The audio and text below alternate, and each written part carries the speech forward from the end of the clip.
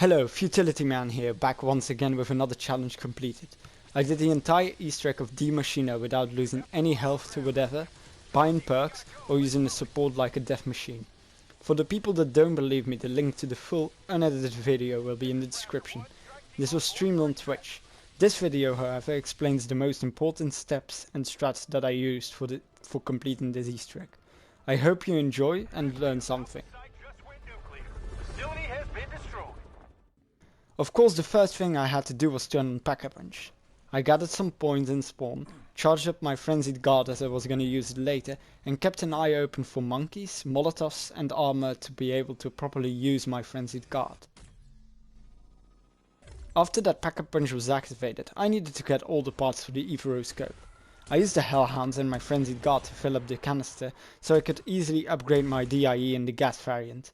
Before that Frenzied guard was released, I used to do it with the Frost Blast Specialist, but that was rather inconsistent and we don't want that. After I filled the canister, I changed my Specialist to the Ring of Fire, as that's useful for killing the Megaton. The next important thing I had to do, and also a risky one, is to make a Megaton shoot a tree at the pond. As I don't want to do that mid-round for obvious reasons, I took advantage of the Mayak spawn whenever you're on the ghost step. I waited carefully until he's close to the tree, so there's less chance he misses the tree and hit me instead. I was rather happy when that step was over. As my Specialist wasn't fully charged, I ran in circles from Deadshot to Speedcaller, slowly killing zombies until it was charged and so I could kill the Megaton safely. I acquired the DIE remote control for the free DIE and also switched back to Frenzied guard for later. After that I got a big train in spawn, and I managed to acquire the DIE with the last zombie of the round. Now I could quickly get the canister and the empty flask, as well as place it under the tree and activate the next anomaly before the round started. I just kept the zombie at the end of the round and started to casually upgrade all DIEs. The only one that I didn't do casual was the electric one. For that one, I took the time to kill the Mayak before casually sucking up 3 random crystals around the map so I could light the light to open up a container. After that, I just did the rest of the steps. The only hard part was to defeat the Plague Hounds and the extra zombie that spawns in.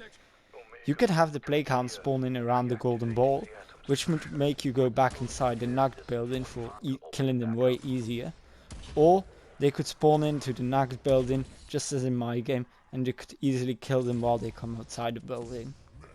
One of the last steps you have to do before going into the boss fight is to get both versions of the split Megaton inside of a container in the medbay. I lost some games on this one, but I eventually found a strat where I'd use Frenzied Guard so I wouldn't lose health. I switched back to the Ring of Fire after I got them both into the container, and after I charged it up to the next round, I was ready to go in and watch the small cutscene. After the cutscene, the only thing that stood between me and the boss fight was a horde of zombies, a Megaton and loads of Plague Hounds. I took care of the Plague Hounds as quick as I could, as they were the most dangerous. After that, I ran straight for the anomaly, realized that might not be the best idea, and so I killed the Megaton and kept the last zombie. Now I could safely enter the boss fight. I packed my shotgun once with dead wire, and I was ready for the boss fight. The strat was relatively simple. I set camping in the corner and defeated the first wave of elites with a Ring of Fire. You might not know this, but elites only spawn in when Olaf moves. That means that I would need a Ring of Fire before Olaf moves and new elites would spawn in. So instead of defending Olaf, I recharged my Specialist to do the objective later. Once it was finally done, I could repeat the strategy. A new wave of elites spawned in. I used my Ring of Fire and my DIE to take them out. Then, after that, I recharged my Specialist, and once it was charged, I started going for the second objective. I used my dead wire as well as my equipment that I gathered during my run to my advantage, as this was the hardest location for Olaf to be in. It was a rather stressful moment. When I completed that one, it was only a matter of being careful. I took once again care of the new elite, just as I did before. I defended Olaf safely by throwing some molotovs at him. I was so happy when this was done, you can't begin to imagine. The only thing I had to do was the exfil, and I was reasonably sure I could make that. So while you watch the exfil of my run, I want to thank you for watching.